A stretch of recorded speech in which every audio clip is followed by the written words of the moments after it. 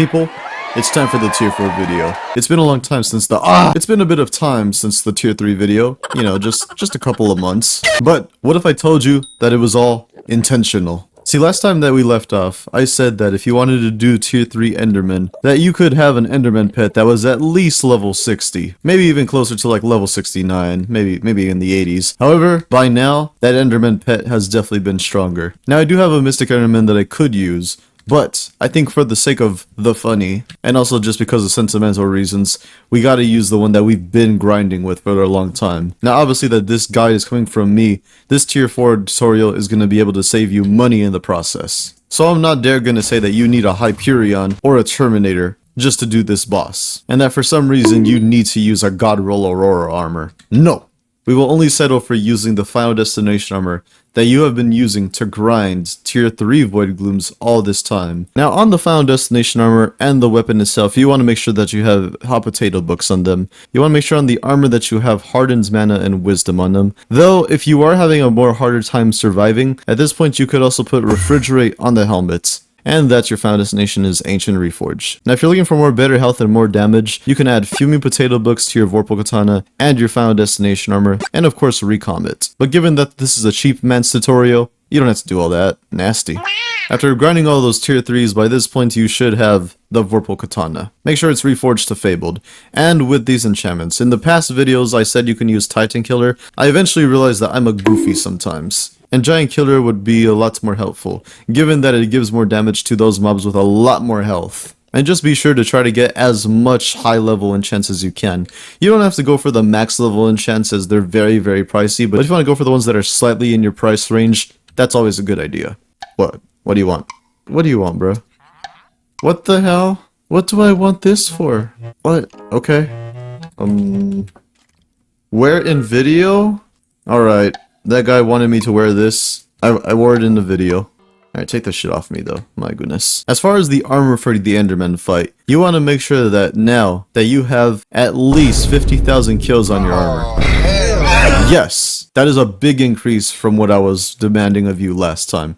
However, do you know how many months has gone by since the last video? Come on, you gotta be at least a little close. It's very time consuming to grind this amount of kills. However, in my opinion, this is the most secure amount of kills you want to have on your armor. Yes, it's very time restraining, but in my opinion, if it guarantees that you can have a more guaranteed chance of victory, if it allows you to not beg in the end lobby for some tier 4 carries, so that way you can manage to kill your own, I think it's worth it. The equipment that you can use can still be the dungeon equipment that you've been using all this time. Though I would suggest at this point you should at least have the bone necklace. I mean, come on. It's been a while since the last video. Now let's go over the weapons, tools, and helpful utilities that you will need for the tier 4 Voidgloom. You're going to want to have yourself the Necromancer Sword for the hits phase of your tier 4 Voidgloom, and you want to have yourself at least 2 tanks from Master Mode 3. At this point, you should have Wolf Slayer 7, so that way you can have yourself the Overflux Power Orb.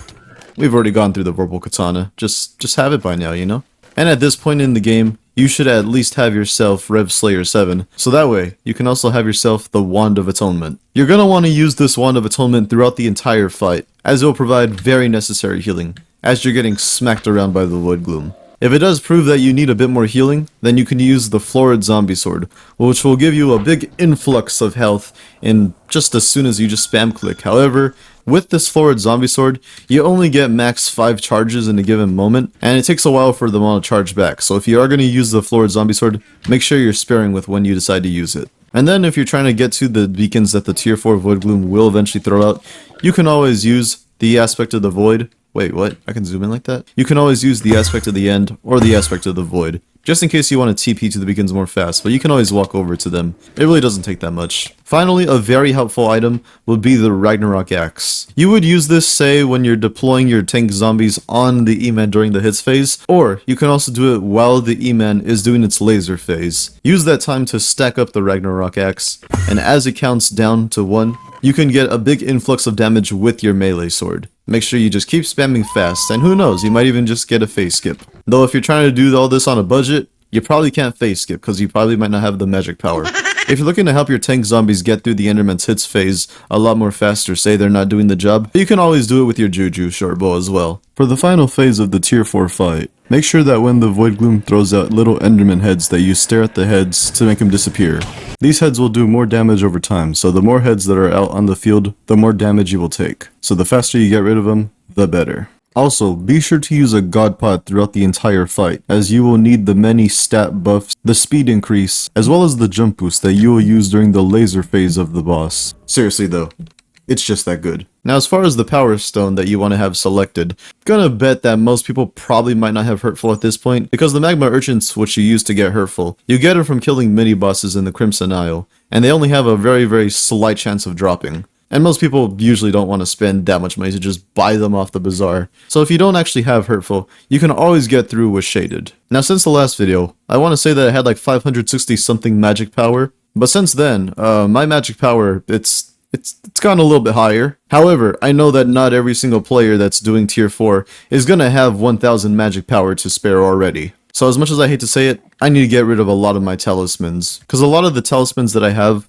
I don't expect a lot of players to have them at the point that they're trying to do tier 4s, at least where I'm demanding them to have them. This Reaper Orb, you don't actually get this talisman until you are Rev Slayer 8.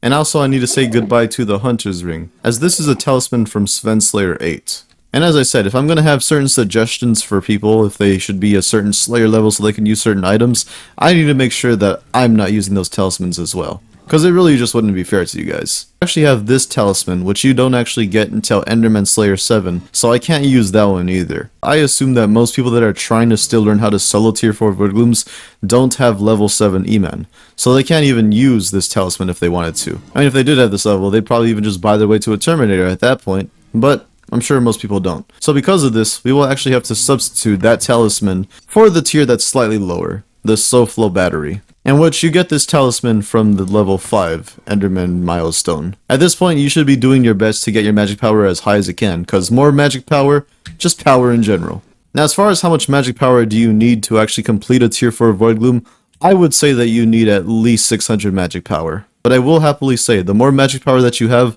the more better you will do in this fight. However, me saying that you only need 600 magic power is one thing, but me having 600 magic power myself is something that I must do. So with that being said, we need to get ourselves to 600 magic power right now. And I'm not looking forward to putting all this stuff back when I have to. It'll be like one epic and one rare. I'm telling you, man, the specifics, man, they kill me. Yes! Okay, there we go. Now I should probably go over this, how you would actually go about tuning your magic power to ensure that you get the best damage. What you want to do is you want to make sure that you're holding the weapons you're going to be used for the actual combat. Obviously equipping the actual armor you're going to be using. Also having the pet that you're going to be using for the fight. Now what you want to make sure is that strength and crit damage is as equal as they can be. Now as we could see, crit damage actually has a lot going for it. So if anything, we just want to dump everything into strength right here. And that's kind of to be expected with the Shaded Power Stone. Now there is some power stones that actually try their best to level things out. When you have no tunings already put into your power stone, look at what your strength and your crit damage is at, and try your best to even them out with each other. And as I say, you're trying to equal out your power as much as you can, so that way it shows that the results are the same. Most likely if you're using the Shaded Power Stone, it won't even be close to being the same. But don't feel hesitant, because that is normal. Now this is actually a segment that I'm glad that I can finally go over, as I feel like I should have made a bigger emphasis on this for the tier 3 video. Helpful talismans that you should have for the fight. Now I would highly suggest having the healing ring at this point, as it does increase your vitality, which would be very helpful for your healing. The Ring of Power, actually that's kind of shit, I'm not gonna lie. The Devour Ring is a very helpful item to have. You get this off of Rev Slayer 7, and healing 5 hearts after killing a monster is very helpful for the fights, as you could always kill an Enderman and try to give yourself a little bit of health back. We talked about these last Voidgloom, but I need to emphasize this again. The Handy Blood Chalice, if you want to use this for ferocity for the fight, it is very helpful to guarantee success. However, I only suggest using it right before you're about to spawn the boss, as the talisman does eat up a lot of SoFlo. And I must say the same thing for the Pocket Espresso Machine. Though this one is actually a bit more sparing, as it only eats up 1 SoFlo per 5 seconds while in combat. So you could probably even keep this on just in general. However, I only suggest it just for the E-Man fight. Also, you can have Spider Slayer 7 as an optional requirement. I say it's optional because it's not really needed for the Slayer entirely. However, one of the rewards that you get for being Spider Slayer 7 is you get the Survivor Cube, which gives you 5+ vitality, which obviously gives you more healing. However, that's only if you're willing to grind Spider Slayer 7 as well for just a little bit more healing. With all that out of the way, we are ready for our tier 4 Voidgloom.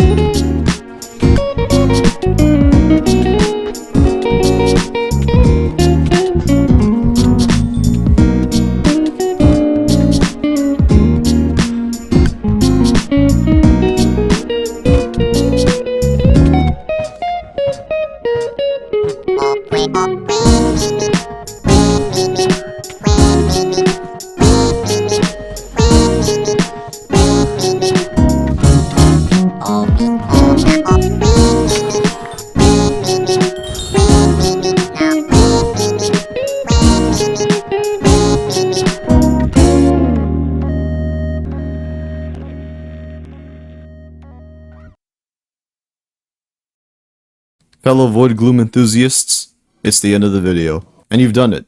You have completed your tier 4 Voidgloom, and now you can continue to grind them. And you did it with my help, so I feel a little bit of an ego boost off of it. And now, you can grind tier 4s until you get the Terminator and the Atom Split Katana. It has been an honor to help you out with the Voidglooms, and if you wish to show your gratitude, as soon as I post this video, I will be auctioning off the SoFlo battery, the Vorpal Katana, and probably the Final Destination armor that you see here. For those that might be curious what set I'm going to use if I'm going to be doing tier 4 Enderman, I have another Final Destination set that I actually use for tier 4 Enderman, and I already got an Atom Split Katana, so I'm pretty set. If you wish to obtain them just to show gratitude, or because you actually need the gear, please feel free to give me your Skyblock currency. Or alternatively, if you just see me in a dungeon hub or in a Crimson Isle, just say hi. It gives me a shameless reason to plug my YouTube channel and my Twitch streams, which you could follow at twitch.tv/antinaughty. Be sure to like if you enjoyed the video or found it very, very helpful, and subscribe if you want to see more content. And until the next video, bye bye. Kupuya kasha.